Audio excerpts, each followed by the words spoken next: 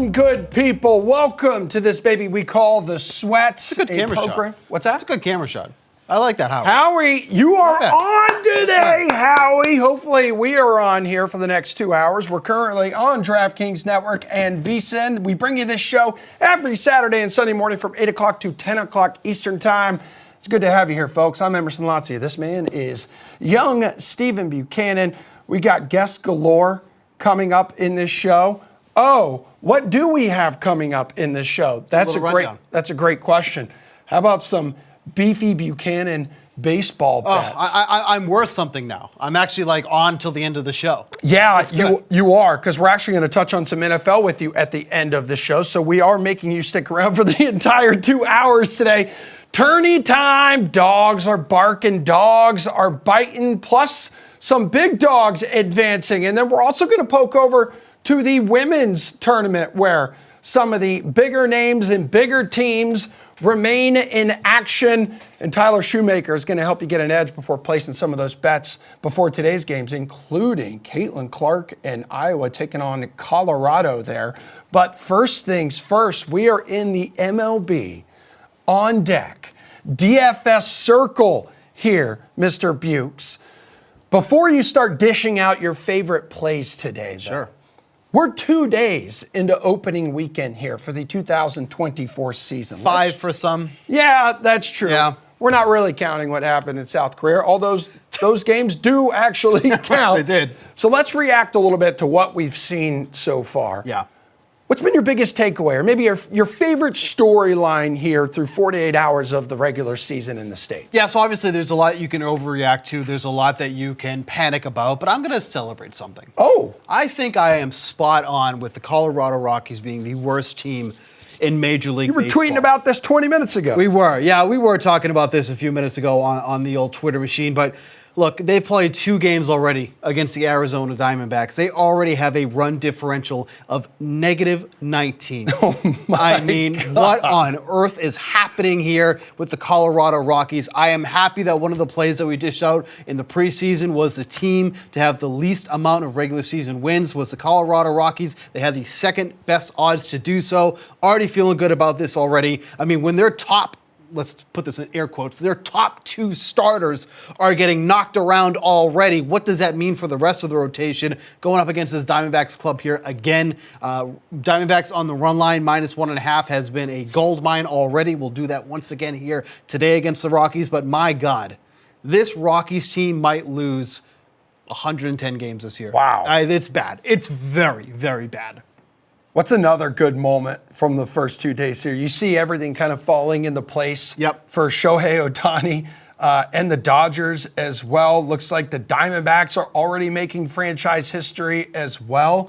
Anything else stand out to you? The Pirates? Are the Pirates a wagon, Steve? Yeah, I was going to say it's good to see some of these youth teams in the Central kind of showing up already. Pirates are a perfect example. 2-0 already on the year. Run differential of +6 already so far this season. I think that despite that being a division that we kind of about because it's not a lot of huge teams in there, I think Pirates and Reds are going to be a very competitive race in that NL Central. I do think the Reds end up coming away with it, but I think that's going to be a fun division to watch for a division that really didn't do a bunch of moves overall.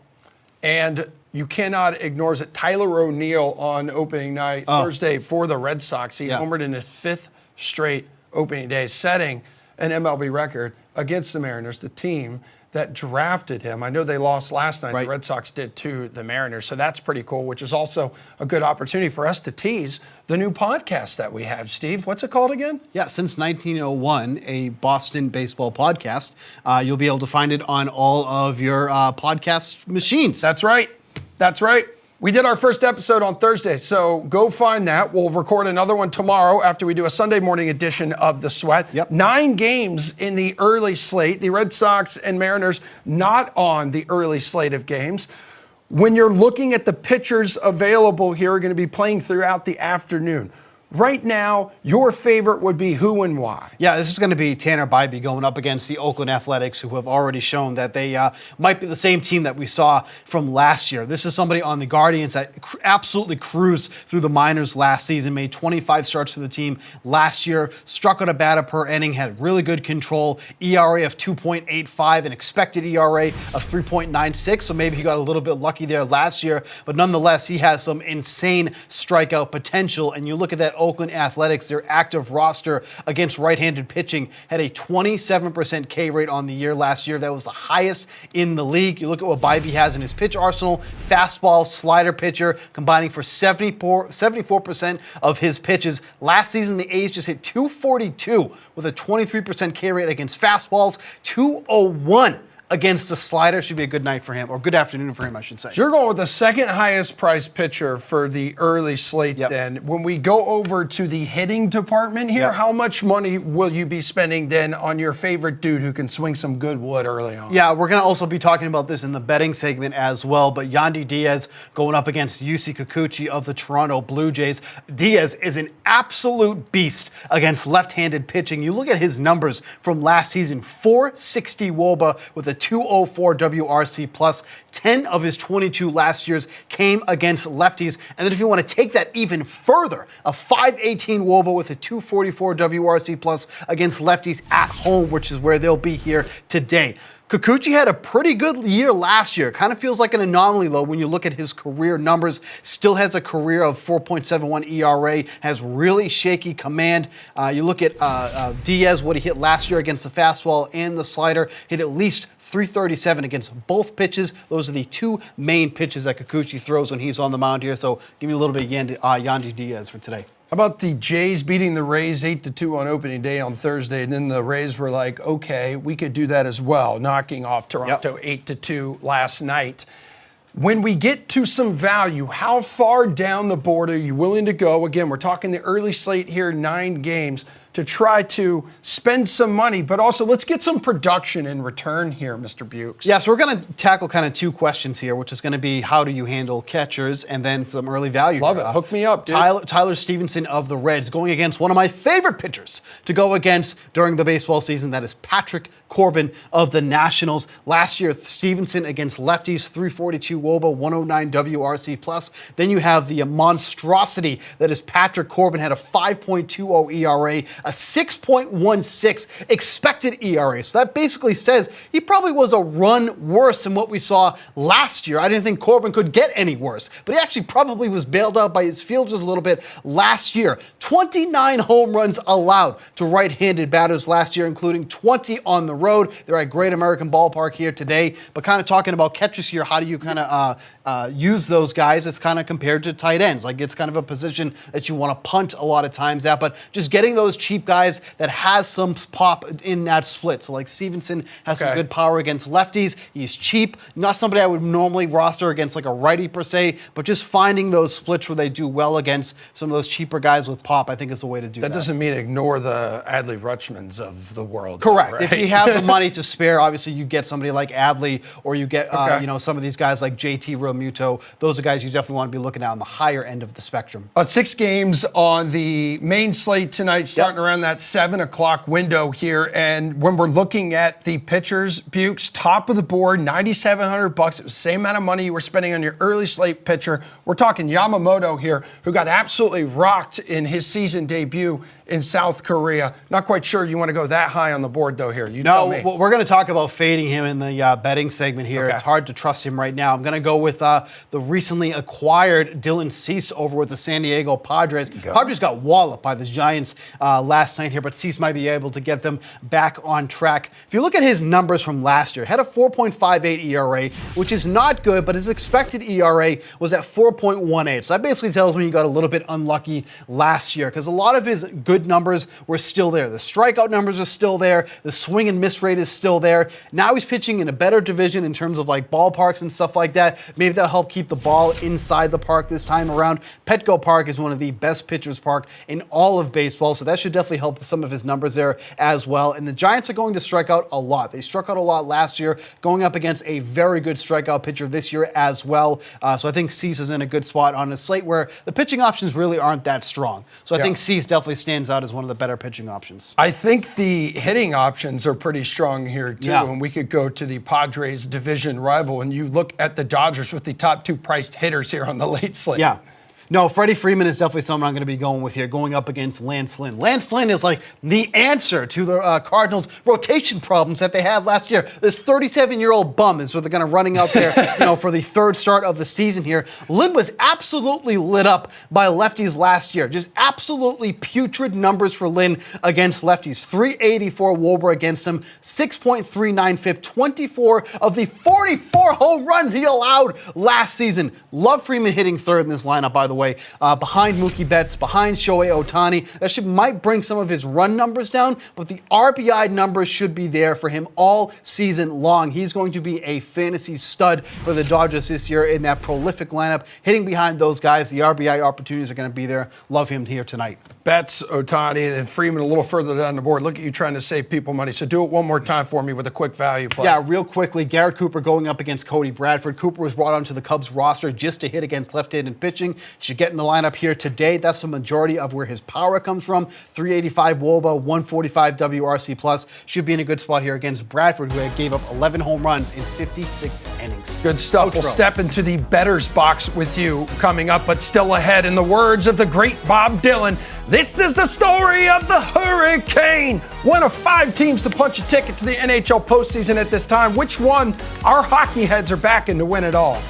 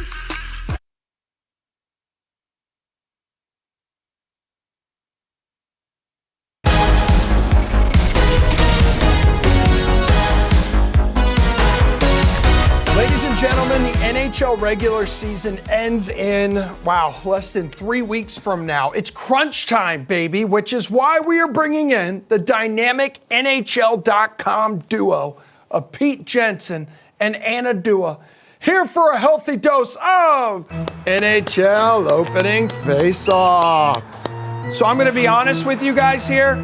Producer Drew and I were not going to start with an Anna Dua food take until Anna Dua tweeted out this food take on Thursday.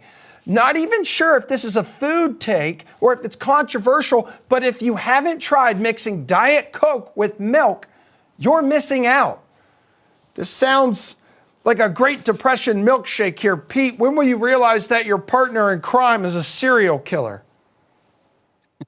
Yeah, I'm done trying to understand some of these food takes of hers, but it must be sticking because it gets great engagement. I've had a float before, so maybe it's just like a non-frozen float. Okay. But it's a little bit peculiar in my book, I would say. It is. So let's go ahead and give it a shot here. The Diet Coke thing, I'm not going to lie, is the part that turns me off. I'd probably rather go regular Coke or Coke Zero, but it really is just like a melted milkshake. I have not tried it before this very moment right here. Let's give it a sipperuno. That's actually not bad. That's actually, that is not bad at all. That is just creamy, soda flavored, almost like chocolatey kind of milk. That's very creamy. This is whole milk too. Anna Dua, I apologize for giving you crap. I really do. That's tremendous. This is gonna be my drink the rest of the show. Well done. I told you it's healthy, okay, because it's Diet Coke. You're getting your nutrients in because you're drinking milk, so you're going to be tall and you're going to be strong. It's the perfect drink. Thanks, Mom. You're going to be tall and strong when you grow up. My God. Okay. Well, absolutely. You were getting smoked by people, by your followers for that take. But I can tell you're all smiles because your cup pick, your preseason cup pick, the Hurricanes just punched their ticket to the playoffs. So one of 4 teams to do it on Thursday here, Dua, joined by the Stars, Panthers, and the Bruins, who are idle. Those guys and the Rangers, 5 teams in the NHL have postseason spots locked up right now. Which of those handful of teams do you like to win it all at this moment in time? Are you still sticking with Carolina? Of course, I'm going to run it back with Carolina. They proved me right all season. This is a team that has come so close so many times, but under the Rod Brind'Amour era, they're just built for success, and all of their metrics show it. I think they did phenomenal at the trade deadline, and that's going to be the biggest difference for this squad. Adding pieces like Jake Gensel, who has been a known playoff performer in Pittsburgh, and getting Evgeny Kuznetsov in their lineup, they really added the depth they needed. It's Carolina's years, guys. Right now, you got to book it. Pete, by the way, Thursday marked the first day to feature 4 teams clinching a postseason berth since a quartet of clubs did it, 7 years ago here? So which of those 5 teams currently in the playoffs, currently has a ticket punched, would you back to win it all? So my preseason pick was Edmonton, so I'm going to be sticking with them, but I will give a shout out to what Dallas is doing right now. They might have the best third line in the entire league, with Jamie Benn looking like the elite Jamie Benn of old. And of course, the 2 youngsters, Wyatt Johnston, full-fledged breakout this season, and Logan Stankoven, a really under the radar rookie who will be eligible for the Calder Trophy next season. So pencil that in on a Post-it note and make sure to gravitate towards Stankoven next season, because he is an absolute stud ever since entering this lineup. If Jake Ottinger has a strong postseason, I see Dallas making a really deep run here. Well, Edmonton, could clinch soon. The Lightning aren't in yet, but could clinch soon. 8-1-1 in March. We're talking Tampa Bay here. How much of a threat are they to make a run? I know they haven't been flashy, Pete, but this is likely a team that nobody wants to face in the first round. Definitely not. I don't care who it is, even if it's the in-state rival Florida Panthers, the Boston Bruins, the Rangers. Nobody wants. They've all had their quarrels with Tampa Bay in the past, and in the postseason, they haven't been pretty. So I think like the addition of Anthony Duclair here before the trade deadline was a real stealth move. 9 points in his first 8 games since the trade, goes from San Jose to one of the best cores in the league. My only worry with Tampa Bay is will they eventually get Mikhail Sergachev back? Because even with the Duclair edition and Matt Dumba and striking lightning in a bottle, you could say, I mean, they still don't have the depth of those past championship years, and that can't be questioned. And I feel like anything is possible when Nikita Kucherov is on the cusp of a career high in points. Yeah, I am done discounting the Tampa Bay Lightning. I think this is a team that is competitive every year. And we saw last year, too, the Florida Panthers were the last team in, and they made it all the way to the Stanley Cup final. So once you're in, everything is erased. No one wants to play Tampa in the first round. And Nikita Kucherov is so incredibly underrated for leading the league in points right now, has 124 points in 71 games. And he's pretty much on a 2-point per game pace across his last 15. So he's been tearing it up, rightfully so. Tampa's deadly, for sure. Yeah, so what do you think about tonight then? Because you think they make it 9-1-1 in the month of March against the Islanders, who for a brief time it appeared that head coach Patrick Roy was turning the tide on Long Island. It's going to be a tough one. I'll give you that, because even though Tampa's a deadly team, the New York Islanders are still fighting to get in the playoffs, and they're still in the hunt right now. Tampa's gone 1-1 in 2 games against the Islanders earlier this season. They've scored 6 goals and allowed 8, so they've been outscored by New York. I feel like it's going to come down to the wire in this one, but I'm giving Tampa the slight edge. All right, how close do you expect this one to be tonight, Pete? It's hard to make sense of the Islanders under Patrick Roy this season. Of course, a ton of blown leads before that coaching change, a minus 26 goal differential.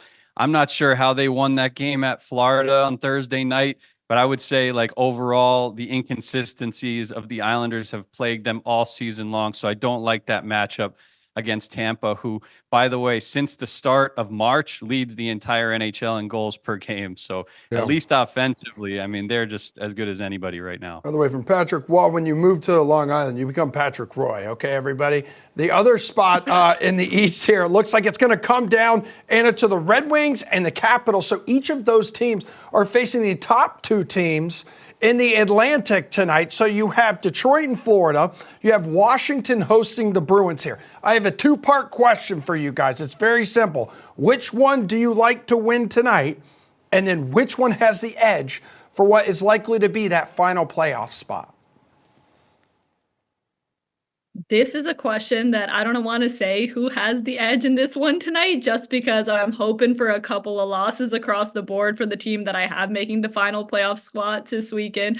I would say maybe the Washington Capitals. The way they've played as of late have definitely stood out to me, so I'll give them the edge in this one. I do think that the New Jersey Devils still have a shot, though, Emerson, which is why I'm being wary of the answer that I choose, because the New Jersey Devils not far off. They're looking pretty decent right now. It's going to come down to the wire as well. But of all of these teams, they still are the best equipped, especially with Jake Allen, to make a deep run if they can just make it into the postseason. So I'm giving my nod to the Devils. All right, Pete. So let's talk Detroit, Washington here in action for tonight, because it's hard to say that really anyone predicted the Red Wings struggles at this point in this season. Meanwhile, Capitals are making a charge at a playoff spot at the right time, and Ovi has finally turned his season around here.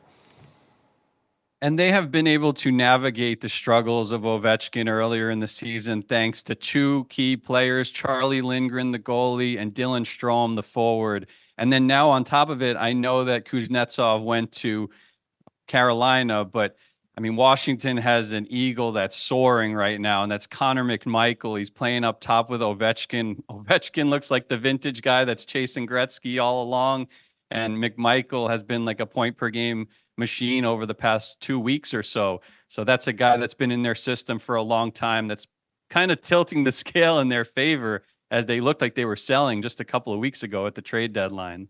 Big, exciting slate, though, tonight. So before you guys take off, Pete, let's get after it. Some DFS here for people hoping to build a money-making lineup on DraftKings. Who's your top forward on this slate? I'm going out to the desert. Josh Doan has been electric since joining the Coyotes, went to Arizona State, played for the Tucson Roadrunners, and is now hitting full stride through 2 games, 2 goals, 2 assists, 4 points, and 11 shots on goal. That's an amazing volume. And he's playing with Michelli, who's tied with Clayton Keller for the Coyotes' lead in assists this season. So he's a playmaker. He's setting up Doan. And I think the Coyotes, as those desert underdogs we always call them, are just going to be a dangerous spoiler team down the stretch. All right, Dua, who do you want to roster up front tonight? I'm taking a look at Dallas playing against Seattle. This is a great matchup for the Dallas Stars. And Jamie Benn specifically, he's got 7 goals and 12 points in his past 8 games. He's on a pretty solid third line for the Dallas Stars right now with Wyatt Johnston and Logan Stankoven. So I would not be surprised if he kept the production going, especially against Seattle. All right, you two. Well, I appreciate y'all being here. Thank you again for introducing me to this, because now I no longer have to go out and just buy a milkshake and watch it melt. This thing is gone. You are a lady and a scholar, Dua. Folks, trust us. Diet Coke, whole milk, get after it. It's healthy. Grow big and strong. We'll take our talents to the pitch next. The EPL season winding down. We got a massive match at the top of the table. We're breaking it down with Chinmay next.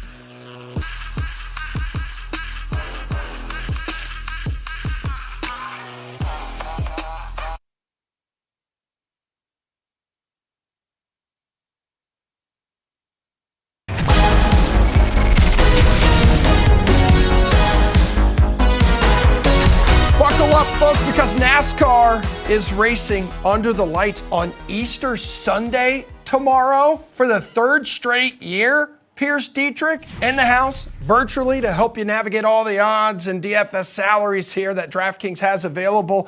Last week, we talked road course. This week, the short track at Richmond. What's the strategy here of betting and building DFS rosters ahead of the Toyota Owners 400?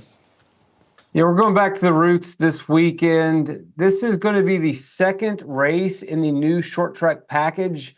The first race was at Phoenix, so there's a lot of unknowns. Richmond is a 3/4 of a mile whirlwind in racing. And in DFS, we're going to see a lot of changes in the lead on pit road. We're going to see differing tire strategies. That's going to lead to different guys leading the race.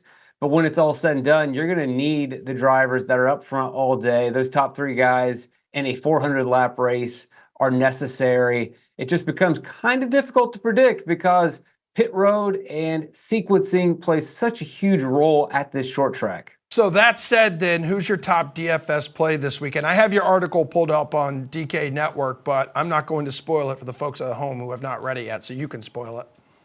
Yeah, spoiler alert, and everyone already knows this. Christopher Bell is going to be the favorite coming into this race.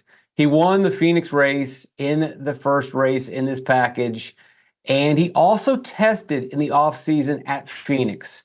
Here we go to Richmond. Well, guess what? He tested at Richmond last year. Now, the package was a little bit different, but this is his best racetrack, or at least one of them in the Xfinity Series and in the Cup Series. Toyota has all of the speed.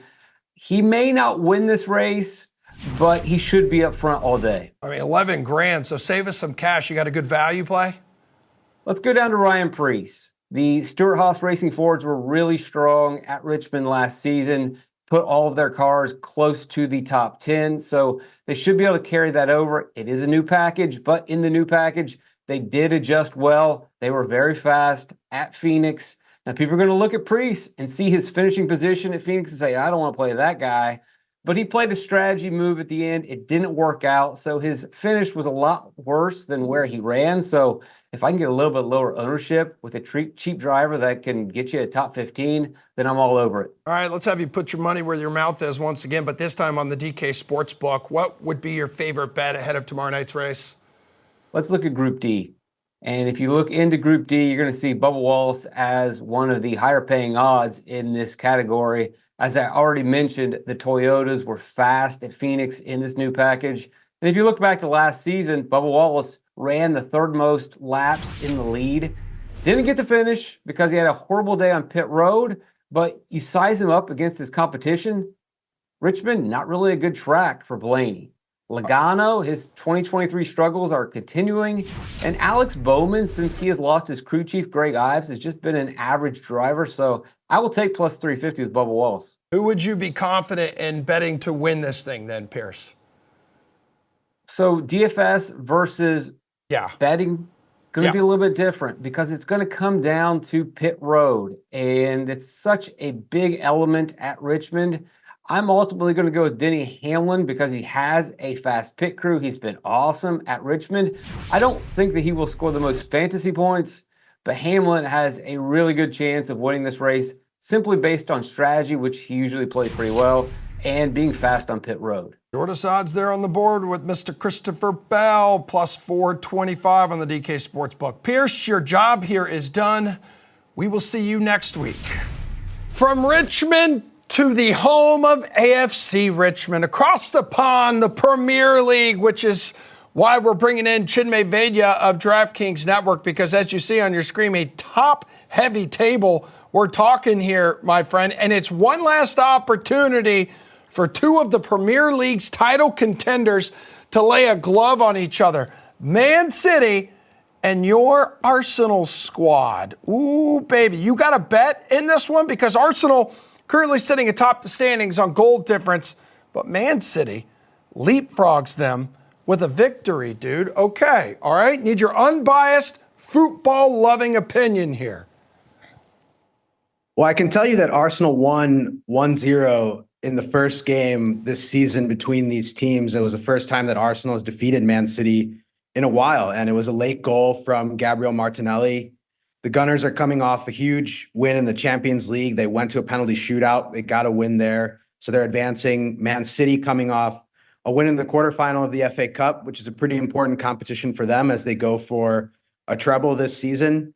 Arsenal has been scoring a lot of goals of late, 23 goals in the last 5 domestic games. And that's really what's separating Arsenal right now at the top of the table. It's only on goal differential. The points are essentially the same. I want to say that Arsenal will win this game. I want to say that they've overcome a lot of some of their struggles from the previous seasons, but this game is at Manchester City, and both teams are coming off a good win and a nice break with the international break. So I do think that a draw at plus 270 feels like the most probable result. However, I will personally probably be betting Arsenal double chance, which comes in at minus 115. Got to support my squad, so I'll be backing them with a double chance, which comes in as a favorable number, but I do think a draw is probably the most likely result. I mean, definitely looking at the numbers, seems like it's going to be tight overall. I saw this stat here, Chinmay, that City at home this season just been a beast, especially early on in games. So they own a 71% win rate inside the first 45 minutes this year. So, Man City's got to do something to slow that down early on in the contest, or Arsenal, rather. Yeah, absolutely. And, even last season in the return game, Arsenal had an opportunity in the second half to kind of hold on to a draw and preserve their shot at the title, but Manchester City just overwhelmed them in the end. So I think it's important for Arsenal to get off to a strong start and not kind of give the game away in the first, 30 minutes or so. That'll be huge to kind of keep them in the game, and the pressure will be on Manchester City then if they're unable to find that go-ahead goal in the first half. So the winner of this one tomorrow, would this team get your futures bet when we're talking champion futures here? So I think Liverpool is still very much in consideration when it comes to title futures. Right now, Manchester City is the favorite at plus 110. Liverpool just behind them, plus 200, and Arsenal plus 275 to win the Premier League. At the beginning of the season, I placed a bet on Arsenal to win the Premier League. So I have to stick with the Gunners here as far as my bet goes. But I do think there's a good opportunity if Manchester City does win on Sunday to hedge here at a decent number, plus 110. It'll probably drop a little bit, maybe plus 100, depending on what Liverpool does in their game this weekend. So yeah. I think Manchester City is a good opportunity to hedge if you've got Arsenal futures, but I would wait for the result of Sunday's game because it's that close, as you've mentioned many times, at the top of the table. Yeah, and speaking of Liverpool, that game you mentioned this weekend is against Brighton. So what do you like on the DK Sportsbook right now with this match? Liverpool at Anfield is pretty much a solid bet, no matter who they play. They're 11-3-0 at home this season. They haven't lost. So the worst you're really looking at is a draw. Brighton did get a win last time out, but I think this is Liverpool money line minus 275 at DK Sportsbook right now. But if you parlay that with Mohamed Salah anytime goal, that comes in at plus 100. So there is an opportunity to get more value on Liverpool, which I think is the move here at home. Okay. They're just too good at Anfield to back Brighton. I mean, you're dialed more into the Premier League, more than most people I know. So what's another bet that you would consider putting on your card here for this slate of games? Yeah, I'm going really deep here. I think Fulham are in a good spot here against Sheffield United. Fulham have won 3 of their last 4 domestic games. They have a pair of 3-0 wins in that span. One of those was against Tottenham. That's a top tier team, a Big Six club, as you had mentioned. And Sheffield, they just give up goals. They've given up 74 goals in 28 games. Even though it's a road game for Fulham, I think Fulham minus 1.5 comes in at plus 190. So Fulham on the spread, I think, is a really strong bet here because Sheffield just continues to give up goals, home or road. So I like Fulham to keep scoring here against a soft opponent. Well, more points, more fun, more goals, more fun. Who do you think can tickle the twine this weekend? You got a goal scorer prop you like? Well, I'm going back to the headliner here, Manchester City and Arsenal. Erling Haaland is plus 100 as an anytime goal scorer. And I don't know if he will score or not, but I think this is tremendous value given Holland's production in the Premier League. Normally, we've seen him minus 150, minus 200 as an anytime scorer. This is probably the highest value he's had as an anytime scorer this season. Gabriel Jesus, in his return to that, he had to score at plus 400 is an option as well. I think Leandro Trossard, if you're looking at an Arsenal goal scorer, Leandro Trossard at plus 350 is interesting. He had the go-ahead, or he had the tying goal on aggregate in the Champions League. And the last time he scored, he got on a little bit of a hot streak and scored in 3 or 4 straight games.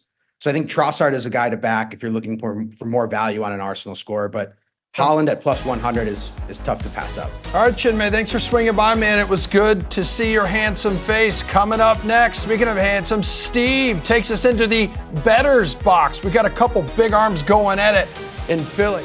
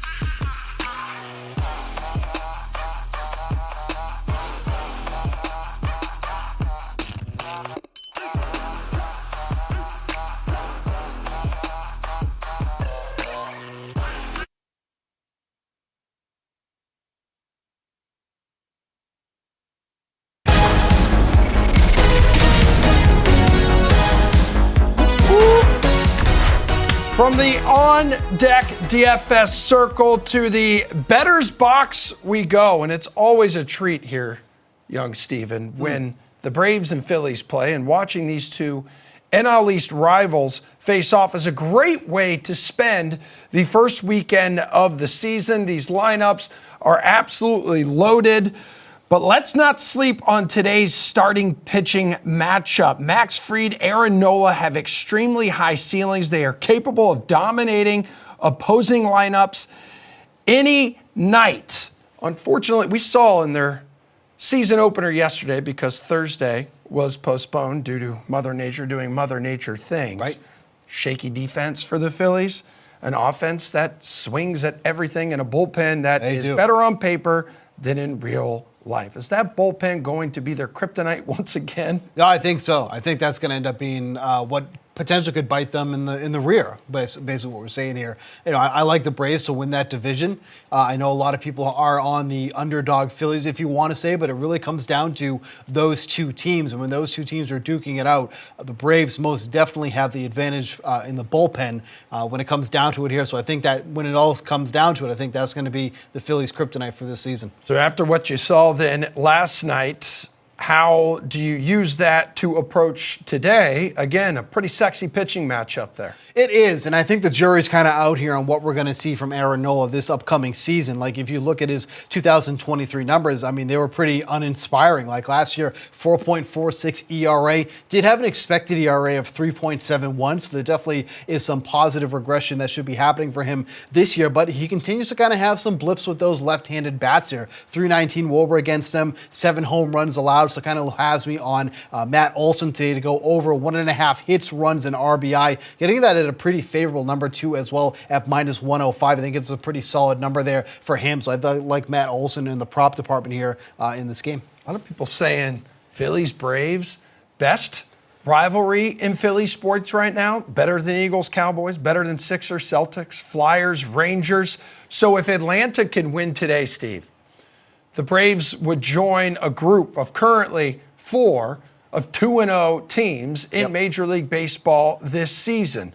And so the Guardians are one of those teams right now that are 2-0. And the Guardians likely to go 3-0 here as they are facing the Athletics. So you are targeting Cleveland on your betting card today. Why is that, and what is it? Yeah, just taking them straight up here on the money line. I mean, J.P. Sears is going for Oakland today. Probably their best pitcher that they have right now, and that's really not saying much. It's being probably quite generous. And he posted some real poor numbers at home last year. If you look at overall what he did in 2023 in Oakland, 4.80 ERA, 346 WOBA, 17 of the 34 home runs that he came up.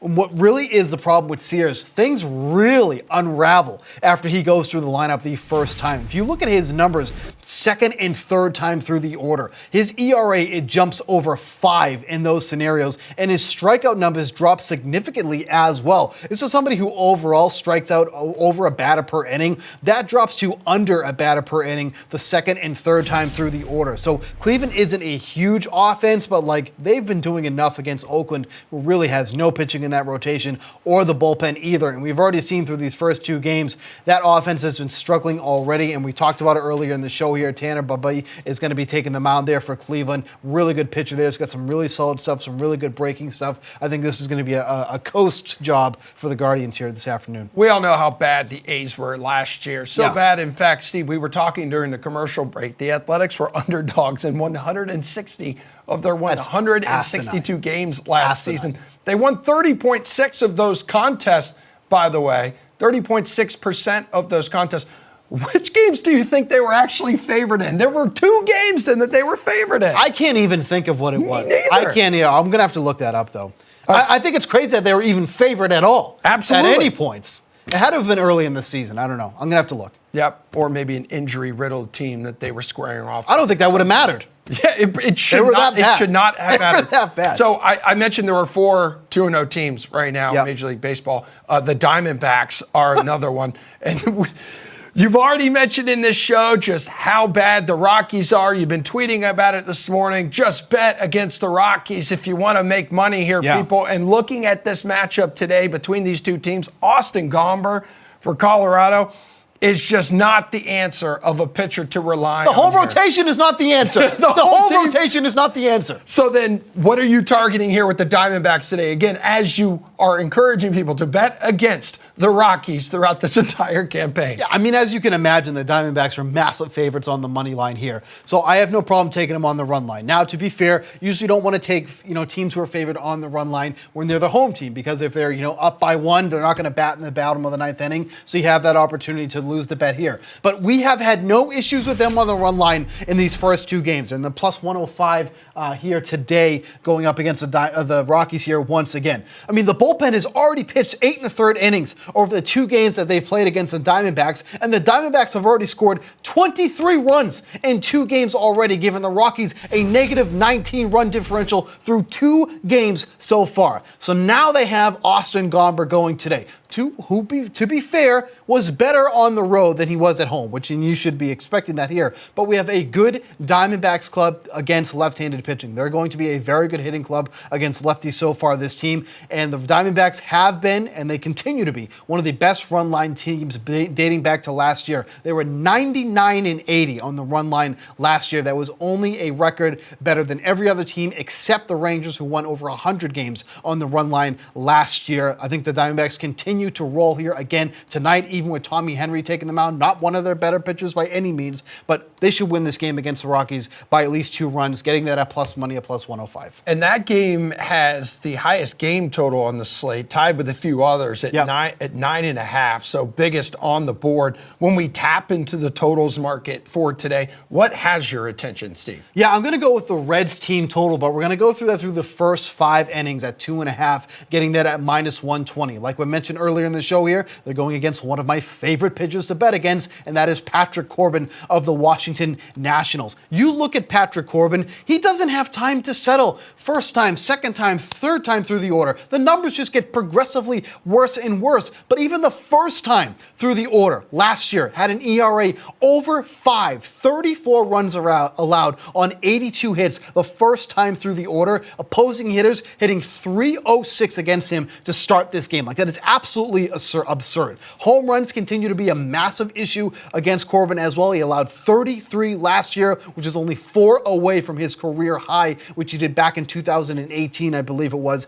He relies basically on 2 pitches, sinker ball and a slider. Those take up 77% of the pitches that he throws. Last year, the Reds hit .284 against the sinker. They should be teeing off on Patrick Corbin here. So at least 3 runs through the first 5 innings for the Reds, getting that at minus 120. That's the play I like there. We mentioned at the top of the show when we were talking some MLB DFS, you really like Freddie Freeman. We talked about the salaries of some of these huge bats in the Dodgers lineup with Shohei Ohtani and Mookie Betts atop the salary board for the late slate of games. So to me, it's not a surprise then that we see you liking going over 9 runs here for the Cardinals and Dodgers tonight, plus 102 odds. Yeah, and that's with Yamamoto taking the mound. But like, from what we've seen thus far, until I see something out of Yamamoto that can be consistent at the major league level, like, I think it's okay to be taking the over in these games right now.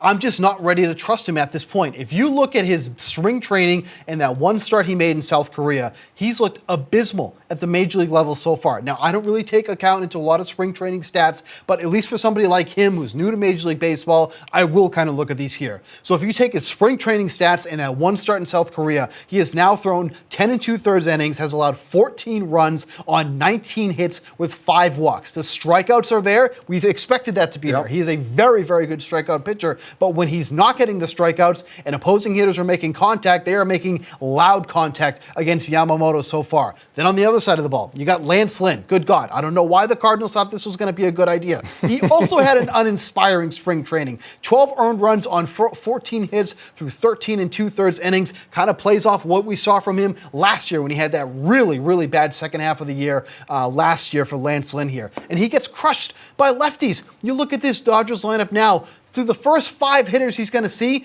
Batting left-handed, he's going to get Shohei Ohtani, Freddie Freeman, and Max Muncy. Those are going to be 3 of the first 5 hitters he's going to go with. Good luck with that, trying to get out of that the first time and the second time through the order here. So this is going to be a tough run for both of these pitchers, I think, here today. Over 9 runs here's the play. I think it's hard to handicap these games right now because you don't know what to get out of Yamamoto, but at least from what we've seen thus far and from how poor Lance Lynn has been over the past year and a half, I'm more than comfortable taking over in this game. Okay, maybe the Cardinals are able to get their first win of the season. Quickly, what's your top prop on the board? Yandy Diaz to go over 1.5 bases here. Talked about that going against the lefty Yusei Kikuchi. Diaz at home against lefties has over a 500 WOBA last year, a 205 WRC plus. He should be crushing Kikuchi here this afternoon. All right, hang out. I want to talk some NFL with you coming up later in the show. You can go hit up the snack bar. You got some time. Finally? Hey, listen, hour 1 of the sweat in the can, which means we got another 60 minutes to go. How sweet it is to be loved by you. Jules joins us live from Vegas to recap an action-packed Sweet 16 and who to bet today. How nice of you.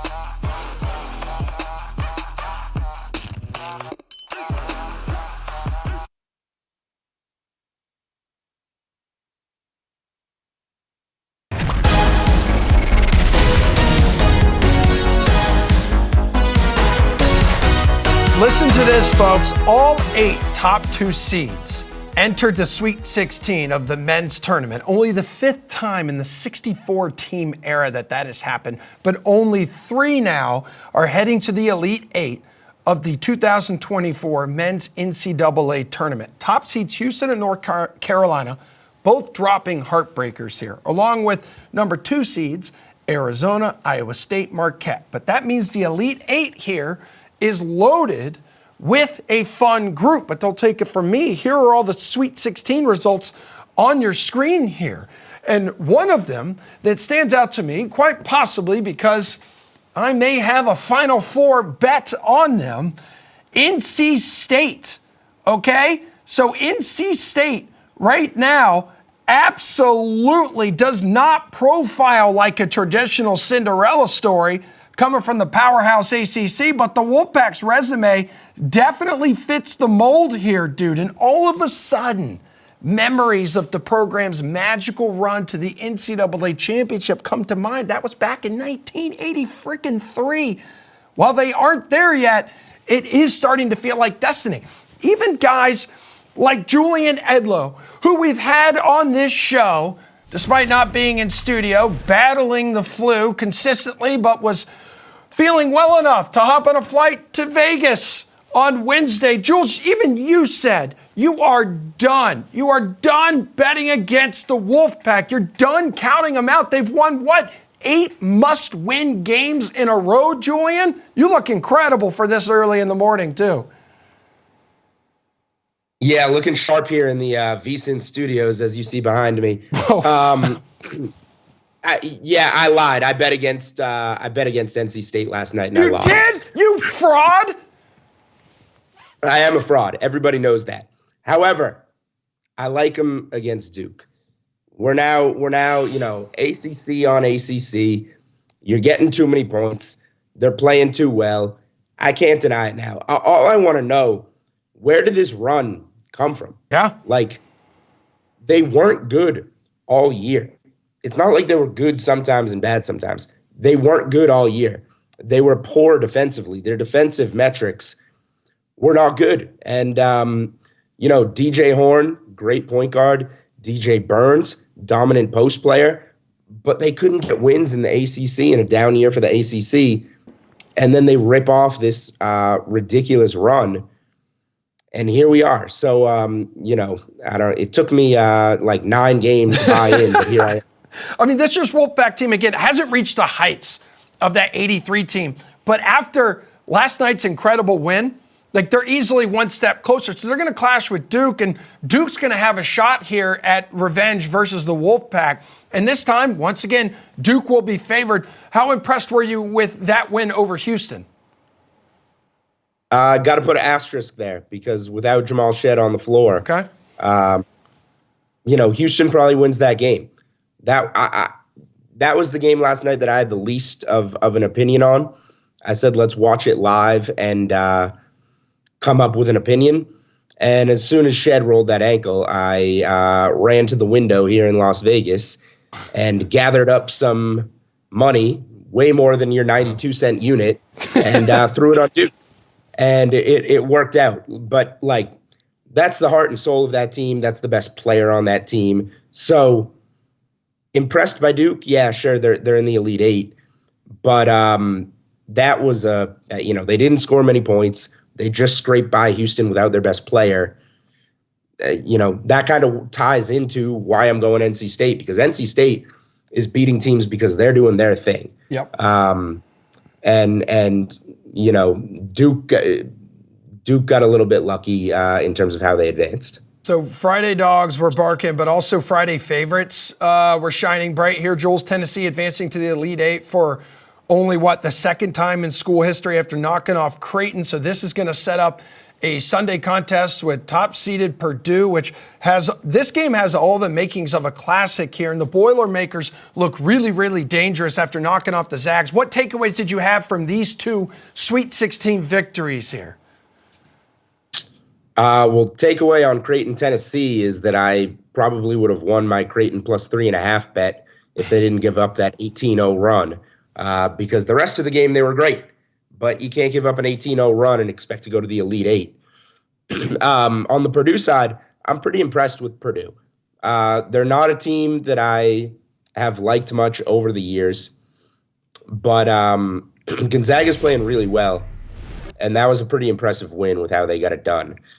Edey is dominant in the middle, and what really sets them apart is how improved their guard play is, how fantastic their outside shooting is. There's a lot to them, and they're very talented. So they once you lose to a 16 seed in Fairleigh Dickinson, you're going to get a bad rap.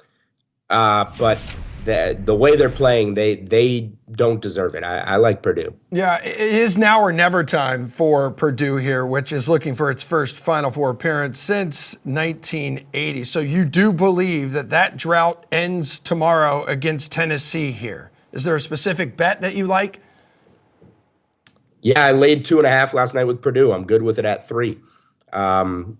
Again, like, Tennessee's good. They play well defensively, but I like the way Purdue is clicking. I think Edey obviously causes a matchup problem, and then the way that the guards are playing, the guard play is just so much better, and they shoot so well. All 3 of them really, and we saw Tennessee absolutely brutal from beyond the arc against Texas, and they still advanced. They get by against Creighton. I think maybe they regress a little bit to that team that we saw against Texas. And if Purdue's on their game, they're not going to be able to keep up. And that Wolfpack, I know you like them against Duke. Is that just straight money line here we're talking? No, I'll take 6.5. Okay. I'll take the points and hope that they keep it close. Obviously, we're getting a conference game. These two teams know each other well, and I think that helps with the underdog. But it more just comes down to how NC State is playing. Like I still don't know why they're playing so well. I don't know where this came from, but it's happening. And like I said, so I'll just be extremely late to the party here. Congratulations to everybody that's won the last 8 or 9 games on them or whatever. Yeah. I'm going to come join the party now. I won $5 on them last night. Yeah, that's right, big man. I should be at the high roller table there in Vegas, not you. Bama, Clemson, Illinois, the Dogs all winning outright on Thursday night. Which victory impressed you the most out of those 3? Clemson. Again, these ACC Dogs, I don't know where they're coming from. Clemson was a really good team in November, December. They were playing really well. And then they weren't. More specifically in the ACC tournament, they lost to BC by like more than 20 points. So they weren't playing well coming right into the big dance. And now they've been a dog 3 games in a row and blown doors. So let's not forget, this Clemson team went to Tuscaloosa in the regular season when they were on top of their game and beat Alabama when Alabama was like a top 10 team. So I like Clemson. I'll take 3.5 with Clemson. I'm terrified that I'm now buying in on these ACC Cinderellas that everybody's been loving and I've been fading. And now here I am loving all of them. But they've been here's the key to Clemson too. Like, I would also play them first half. I would play them like race to 10, race to 20, because they've been getting off to terrific starts in the tournament. They've been getting up like double digits on New Mexico, Baylor, Arizona, like right out of the gates. So I think, I'll take the 3.5, but I want to play them early in the game because if they play well, they're going to come out and get a lead early. Speaking of playing well, no one's playing better than UConn right now. Won its first 3 tournament games by an average of nearly 29 points per game. And Dan Hurley says that is the recipe for success for his basketball team. Yeah, I mean, we suck at winning close games. So, you got to go with the alternative. No, I think the group, we got a killer instinct. We play every possession with great desperation. We got NBA level players that are incredibly well prepared by Luke Murray and Kamani Young, who two of the best coaches in the country, assistant, head coach, just two of the best that do it.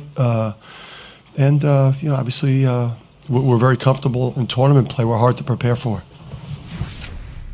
Here's the thing, too, Jules. UConn, 10-2 straight up, 9-3 ATS when favored by less than 9 points this season. Yeah, I mean, we didn't need that Dan Hurley clip. I can speak for Dan Hurley, former University of Rhode Island coach. Oh, that's right. We tried to keep him. We offered him a lot of money, but in a scumbag move, he left for UConn. All these championships would be racking up in Kingston, Rhode Island, had things gone differently. Dan Hurley's a psycho. He likes to win and win with margin. He likes to blow you out. I can tell you this. You can see this. Just go look at the tournament scores this year and last year's tournament. UConn, 6 tournament games last year they won, 3 this year now. They are covering, not winning, covering by 13.6 points per game. I don't know why you would want to step in front of the UConn buzzsaw right now. Okay. They are destroying teams, and Hurley is coaching them and pushing them to blow you out. So UConn minus 4.5 first half, UConn minus 8.5 for me. Okay. I'm like UConn, they put the number on the board, I bet it. That's how it works. All right, well, these two teams will be meeting for the first time since '94. We're going to get into these two games today, Elite Eight games, coming up next after this break. We'll talk more bets, we'll talk game scripts, and maybe some props in there.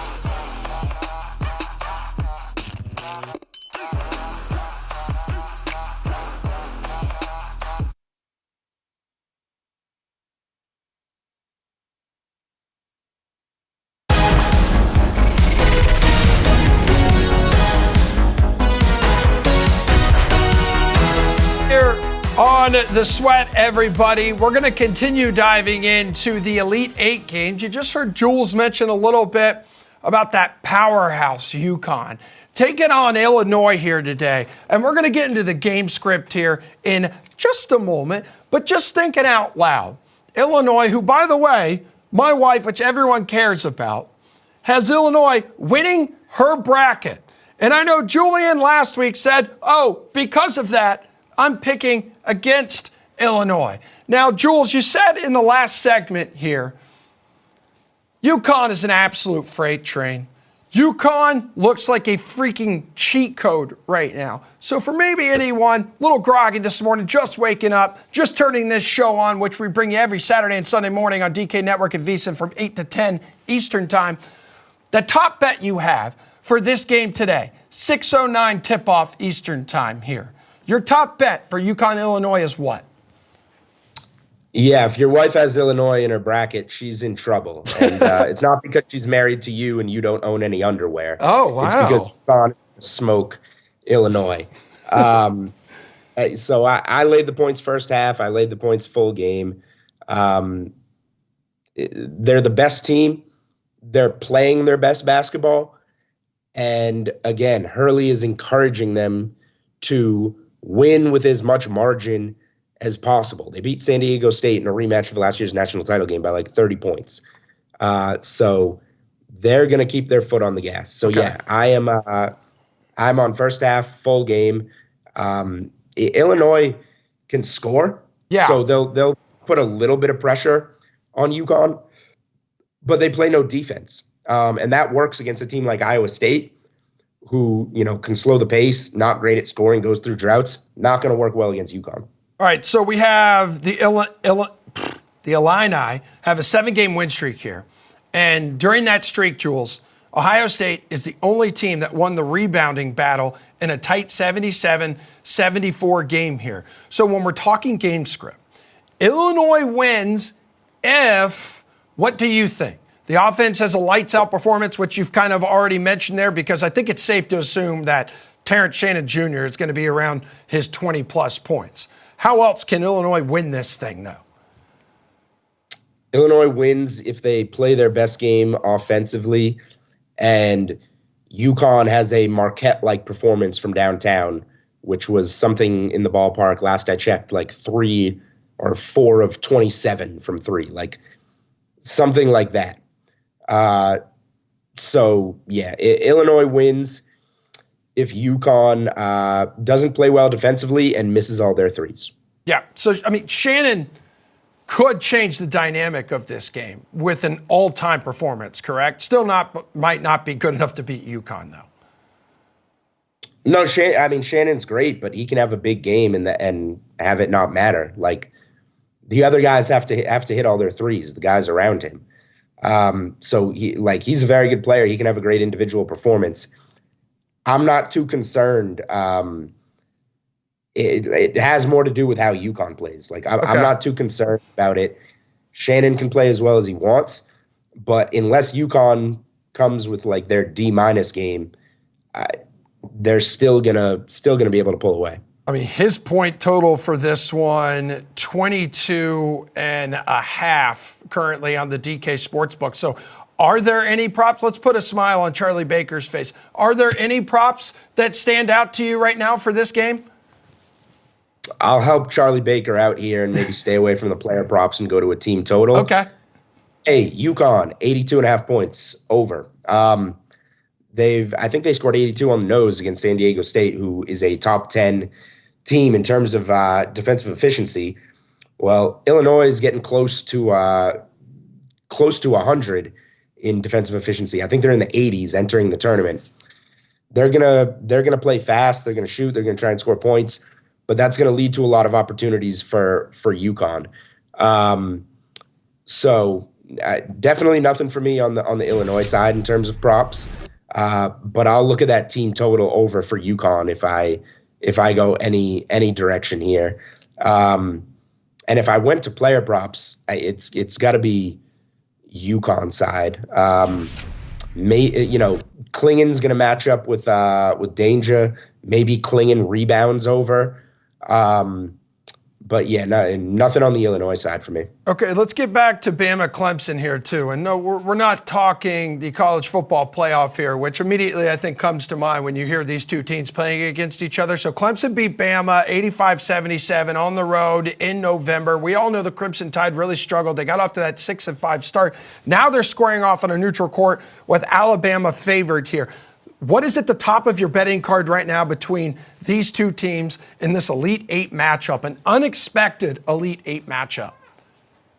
Definitely unexpected. I'll take the 3.5 with Clemson here. Alabama's super inconsistent. So, like, if they score the way they scored against UNC, they probably win this game. They can shoot the lights out, but they play no defense, and Clemson slows the pace and plays defense. And that's how they won that first matchup. So I think whoever dictates the tone of this game is going to win, and I think Clemson's been able to do that really well in this tournament. You see how they're coming out starting these games. So again, I think I'll play Clemson, but I think you should play him first half. I think you should play the race to 10, 20, because you look at these scores, they were up, 27-14 against Arizona. They got up in, the snap of a finger. They were up double digits on New Mexico. They came out of the gates and were all over Baylor. Like, this seems to be their MO. They come out and get all over you quickly. So there's your props right there, I guess. Race to 10, race to 20, first half. You want to attack this Clemson team early. Grant absolutely put UNC in a full Nelson. Did you see what I did there, big man? The first player, we're talking Grant Nelson, first player in NCAA tournament history, 20-plus points, 10-plus rebounds, 5 blocks, and 2 3-pointers in a single game. That is Grant Nelson against the Tar Heels. But game script again. Alabama wins if they hit their shots and they speed up the tempo. They're favored in this game for a reason. They're very talented scoring the ball. Clemson's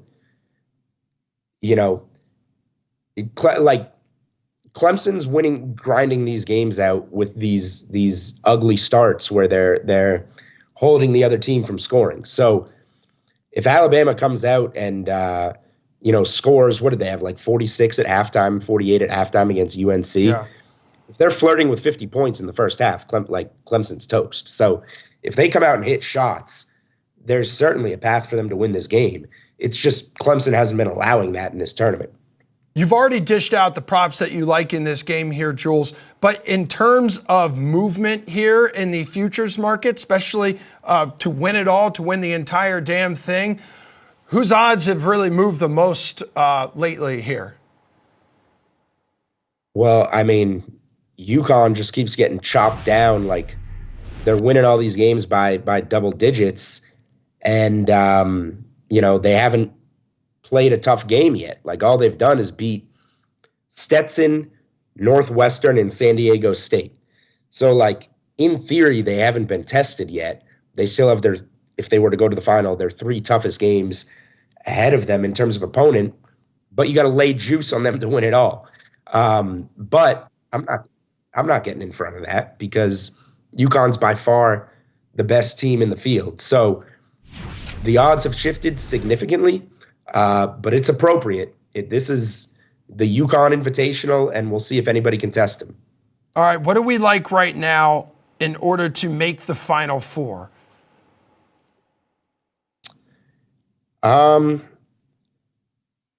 It's a good question. Like, UConn's going to get there, but that's not a bettable price. I like Purdue. I think the way Purdue's playing, they're going to go to the final. So I think you can bet Purdue to go to the Final Four and to go to the final. I think we're going to see UConn Purdue. So I think Purdue is worth investing in. I think we have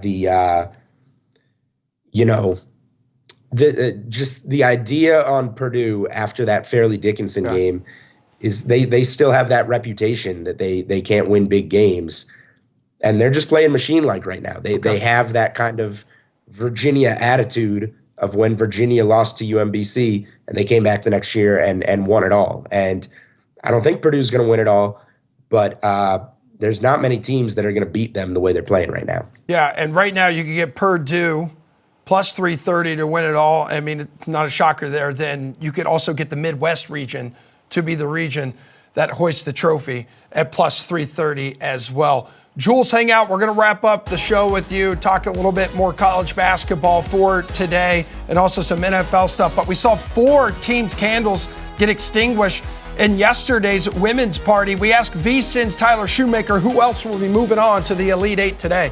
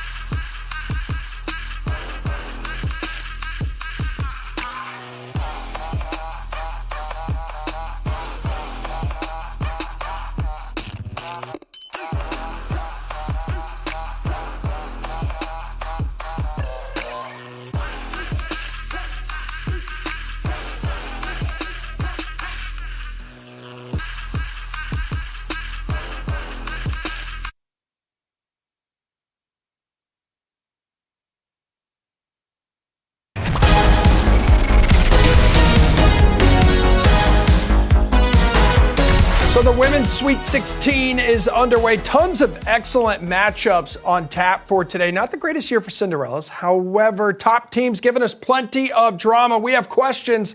We're counting on our VSiN teammate Tyler Shoemaker to give us some answers this morning. You are the brains behind the T-Shoe Index. So break this thing down for us. Help us understand how this thing works, dude.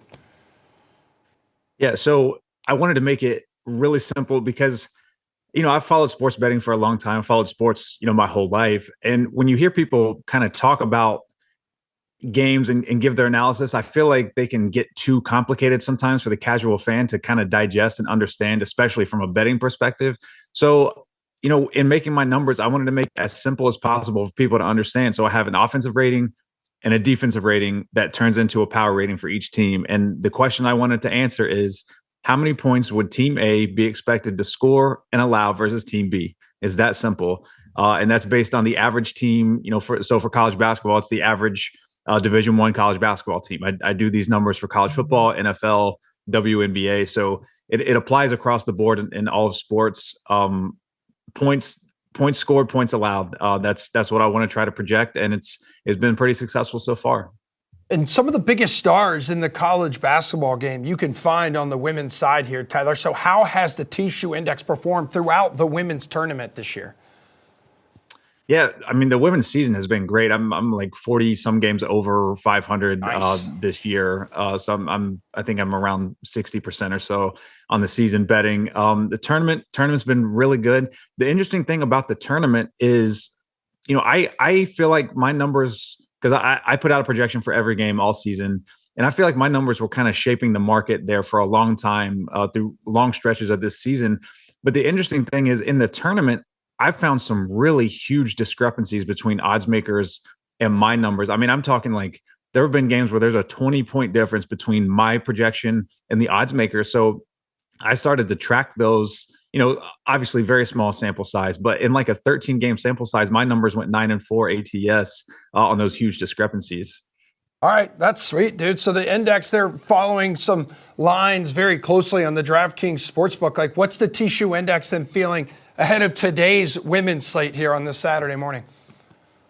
Yeah, so I really like UConn against Duke. UConn sitting around a 7.5-point favorite. I project them as an 11-point favorite against Duke.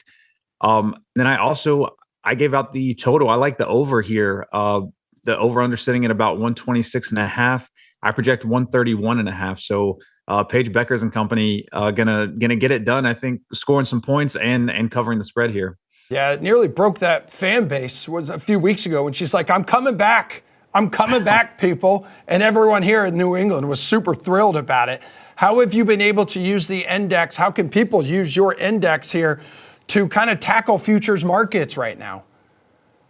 Yeah, so futures markets are a little more imprecise than trying to project a single game. Okay.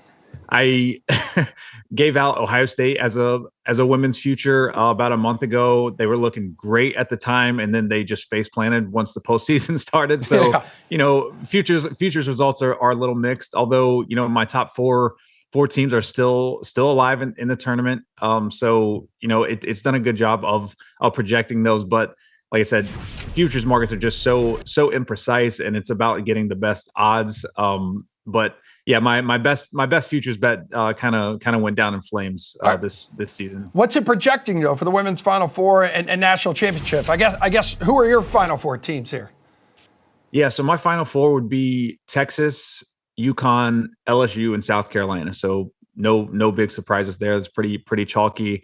And South Carolina as the champion. I mean, they've been dominant start to finish. They've been my number one team pretty much throughout the whole season by a pretty considerable margin. So I just have a hard time seeing anyone beating South Carolina, which is remarkable considering obviously the roster turnover that they had. But the thing I think that's really helped them this year compared to what knocked them out last year, they had no shooting last year. And this year they're able to knock down the three ball a little bit on top of their excellent defense under Don Staley. So I just have a hard time seeing anyone beating South Carolina. Yeah, it seems like South Carolina can do it all, but so can Caitlin Clark here. And we've got a good one later today. Iowa, Colorado. We know how good Clark has been throughout her entire career. We know that she's capable of going off at any moment in time. So how does one player, let's say, of her caliber, and there's still multiple women of her caliber still standing in this tournament, how do they affect projections?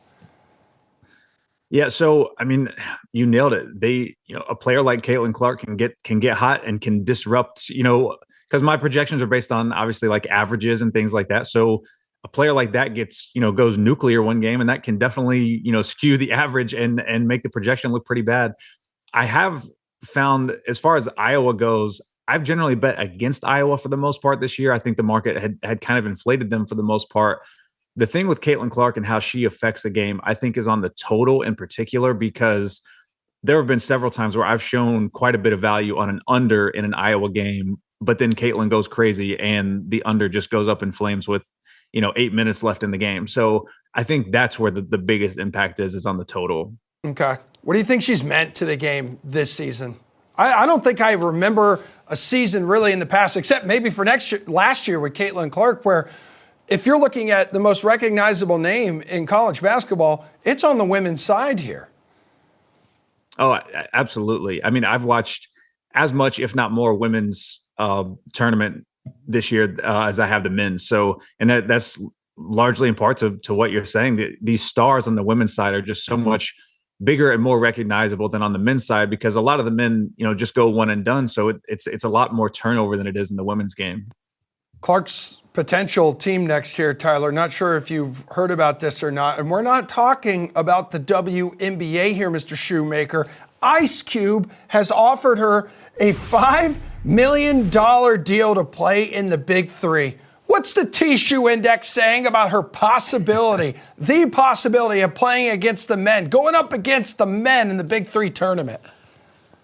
That would be fantastic to watch. And I'll make this promise right now on record. If she plays in the Big Three, I will make Big Three power ratings and projections just so we can follow along. I think it's incredible because Ice Cube has said, hey, listen, if you take this deal, you can still go on and play in your WNBA career, whichever team that's going to be. I believe is Indiana, I think, has the top pick. So yep. She can make all that money with her endorsements from the WNBA, and that $5 million is going to be well above and beyond what she's going to be offered for a salary in the WNBA. Do you believe she should take that chance and she should play in the Big Three? I think she should. I mean, she would definitely have a target on her back. I mean, I think the men definitely would want to try to prove a point, but I don't know that she has a whole lot to lose, because if she does join, one, she's $1 million richer either way. Yep. But if she does join and doesn't play particularly well, then it's like, okay, well, she's a 5'9" girl anyway. Like that's not really a fair physical matchup anyway. So I don't think anyone would blame her if she goes there and doesn't play well. Yeah, absolutely. And speaking of the men, while you're here, what are you projecting for the men's Elite Eight games today? So we're talking Illinois and UConn, and then Clemson and Bama. Yeah, so I've got Alabama as about a 1-point favorite against Clemson. These teams, Clemson obviously surging here late. So their power rating, I always look at your season long numbers, and then I look at how you've done over the last 3 to 5 games. And Clemson over the last 3 to 5 games, far better from a power rating standpoint than Alabama. So, I'm kind of on alert there for Clemson, but I do project Alabama as a 1-point favorite. And then UConn just looking like an absolute wagon right now. I make them about a 9.5-point favorite. And to be honest with you, my numbers haven't really been able to keep up with just their ascent to just complete dominance throughout this tournament. Yeah, the 30-point victory the other night. How do they continue to look like a cheat code here? It's unbelievable. It's unreal, especially, they won last year and they've just hit another level this year. It's crazy. Yeah, trying to win back-to-back, I believe, since the first time since Florida did it like a decade plus ago, almost 2 decades ago. You're in the South Carolina area too. What is the energy like around there with Clemson into the Elite Eight for just the second time in program history? Yeah, it's very football-esque at this point. I mean, basketball is not really a big thing in these parts, but now these people are fired up for the Clemson men and obviously the South Carolina women. Well, enjoy it, Tyler. Really appreciate you making your sweat debut here this morning. But in case you've just been living under a rock this entire season, here's a friendly reminder just how special, how historic Caitlin Clark's year has been. Caitlin Clark! She's Diana Taurasi. She's Steph Curry. She's insert great shooter. She doesn't need a lot of time. She doesn't need a lot of space. I'm going to go on the record and say she's the best female collegiate player ever. How will she go for history? The all-time leading scorer in women's college basketball. That was the only way to do it, so I had to. This is what's so fun and so special. These are the moments you dream of. Caitlin Clark becomes the all-time leading scorer in major college basketball history. Hope people remember me for the way I played with a smile on my face, my competitive fire. Just trying to enjoy every single second. I gotta live out my dream every day.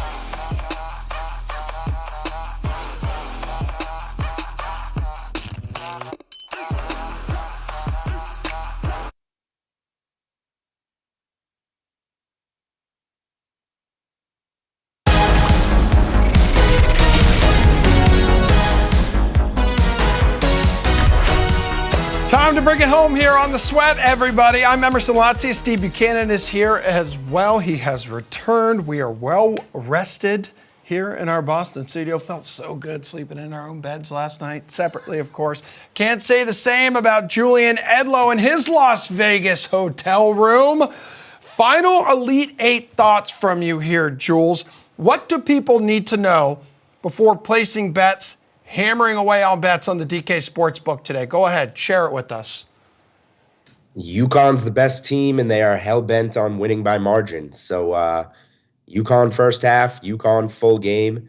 The rest of the games will be much more interesting. But whatever UConn's doing right now, I'm just forgetting about it and laying the numbers. All right. Any other way people watching right now can get a leg up in maybe betting those other three games, the ones that don't include the powerhouse UConn Huskies?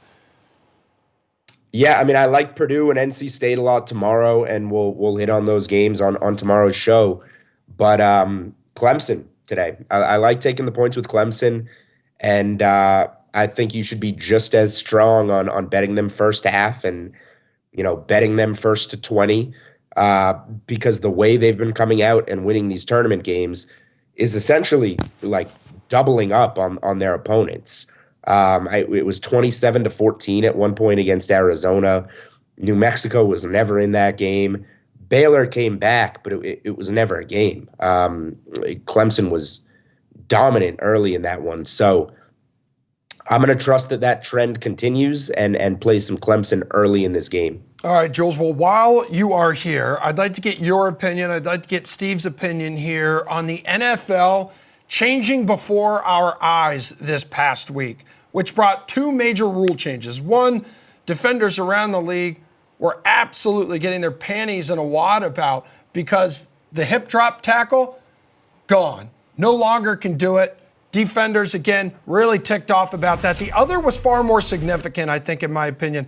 Owners voting by a 29-3 margin to change the kickoff rules for a one-year trial period. So just briefly here, under the new hybrid rules based on the XFL format, the kicking team cannot move after the ball until it is caught, after the ball's been kicked, until it is caught or hits the ground. So this gives the return team more time to catch and advance the ball downfield. So question for you here, Bukes.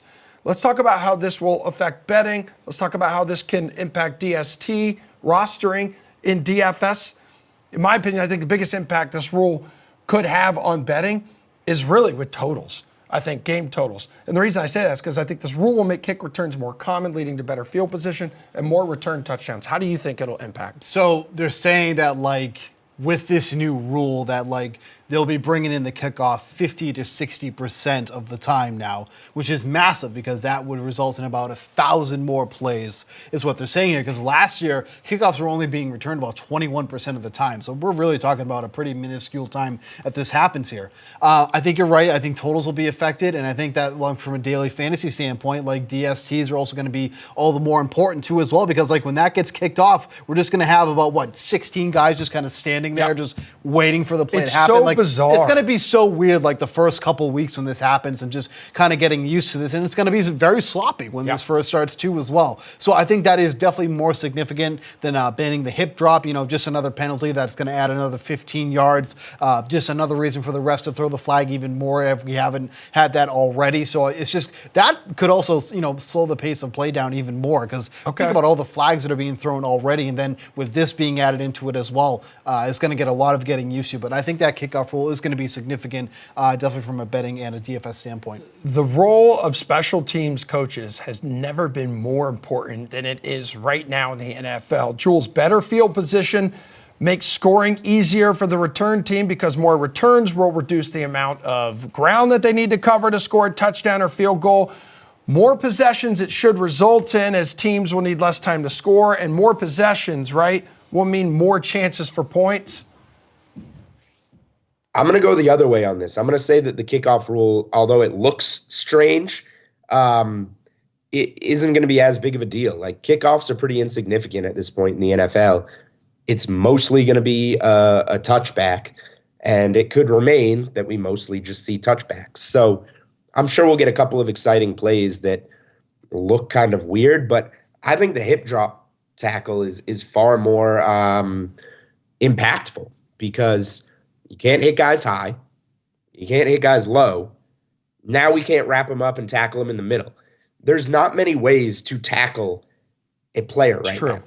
And, that's going to lead to more penalties, and more penalties is going to lead to better field position, and better field position is going to lead to more offense. So I think we're going to be watching these games. The kickoff, we'll get used to it quickly.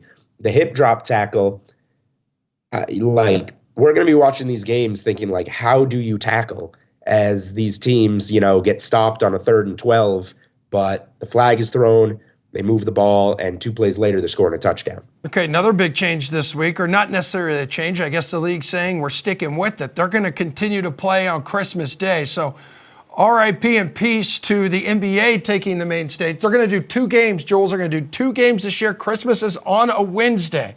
Well, the fact that these games are on a Wednesday change how you bet it. Kind of like how we bet Thursday night games and unders are so popular and taking a lot of unders on player props, that kind of thing. Yeah, I mean, all the teams apparently are going to have the same rest and be coming off of, they're not going to play Sunday and then play Wednesday, I think they said. I don't know. I got to see how it looks. But shame on the NFL for taking a Wednesday Christmas away from the NBA. It is literally the middle of the week. It is the worst day for you to play on. You're really going to come out here and play 2 games on a Wednesday when we could just have a lovely 5-game NBA slate and a normal NFL card? Well, Steve doesn't like basketball, so he's over here shaking his head. Yay, Steve gets something to watch. And you love basketball. I'm not watching it anyway. I'm not watching it anyways. If you have kids, you're not going to have time. I'm going to be putting all this crap together that, the ridiculous aunts and uncles give us, and they go, here you go. Here's a 1,000-piece thing you have to put together. By the way, I didn't buy the batteries either, so go find some batteries. Yeah, you got to go to CVS. To do all this CVS stuff. Is typically open on Christmas Day. I'm not going anywhere. They're going to have to wait till 26. I mean, I've got 2 kids. I'll be able to sit there on the couch You all don't day. have anything. Yes, I do. 2 4-legged children who are very hairy. Some people would call them dogs. When these things get announced, how early are you going to be betting them? You're nowhere close until you get close to Christmas. I mean, you treat it like any other game. Why would I have to bet it early? Because it's a question that I had to ask you that Samir put in the rundown. Well, I mean, it's a point why? Because they're going to do it early, on September. I'm I have to bet this now because I don't it's on know. Christmas? You'd have to wait and see, obviously, the teams that are going to be there. I don't have to but wait and see before anything. Christmas comes April, and April starts on Monday, Jules, April 1st. April Fool's Day here. That's right. You got J.J. McCarthy shooting up draft boards right now. After his pro day performance, I'm not quite sure where all this buzz is coming from. And then you had Penix as well this week, who decided to, show off the speed despite having very lowly rushing numbers in his college days. He wasn't asked to run the ball a whole lot. Did either one of these guys, or which one of them rather, impress you the most? Do you feel more confident in terms of taking that next step on Sunday and maybe even betting them in their position on the DK Sportsbook? Draft position is going to be interesting on these guys. The McCarthy stuff reminds me a lot of Will Levis, who was going to go 4th overall last year and then went in the 2nd round. My personal opinion, which doesn't matter at all, is that I like Penix as the better player than McCarthy. McCarthy's the guy that was on a good team that everybody's like, well, I know he didn't do much, but don't worry about it. He's actually really good. But we haven't seen him play like a stud. I've seen Penix make stud throws in big games, and he protects himself because of the history with his knee injuries, but he can run. You see it right there. He can run. I'm Penix 10 out of 10 times over McCarthy, and it seems like McCarthy's going to be the guy that goes off the board first. What do you think about that, Steve? Well, I mean, now it feels like, is someone going to reach for McCarthy at this point? Because, I mean, there's reports coming out now that teams have him in front of Drake May, and that could, really kind of screw with how the draft order, how we think the draft order is going to go here. Because if we're looking at these teams that are, drafting in the top 10 here, I mean, these are teams that need a quarterback when it comes to the Bears, the Commanders, the Patriots, Cardinals, not so much, Chargers, not so much. But then you get to to the Giants there. And so what are teams going to do with JJ? Are we going to see that move? Are we going to see the Vikings move up? That's why they obviously made this trade so early. The Vikings going to move up and swoop in and maybe take that number 4 pick and go for McCarthy here. So it really just depends on how this is going to shape out, what team is going to be drafting in this top 5 here. But it really does sound like, at least, but this happens a lot too. We can get a lot of this smoke that, we get some smoke, but is there actually fire when it comes to some of these rumors? So we'll kind of wait and see on that. But, at least as it was, we had May going ahead of McCarthy, but we'll see. A lot of time left. They will have plenty of money, these guys, to buy fresh new pairs of underwear. And I've got a couple fresh new pairs of underwear coming after the underwear gate. Yeah, Saks, S-A-X-X, sending me some fresh pair this week. I'll finally have new underwear for the first time in almost a decade. Excited to wear it around you guys. We'll see everyone tomorrow. What a weird way to end the show.